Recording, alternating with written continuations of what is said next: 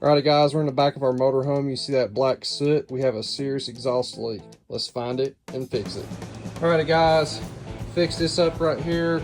We welded ourselves a 90 on here. All we done was cut it right here at the seam. This is where two 90s was welded together to make this 180 transition.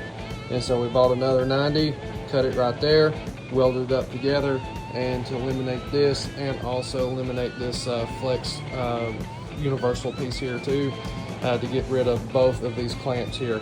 We just welded this on a little stubby piece down here, and this was literally the piece left over that got cut off over here on this end. So I was able to reuse our scraps there. So let's get this deal bolted on. Exhaust paint on this, just to help keep it from rusting and stuff. That's just how I am. You don't have to do that. Anyways, now we just have one exhaust clamp on it now, and the V-band is over there, and it's looking pretty daggum good.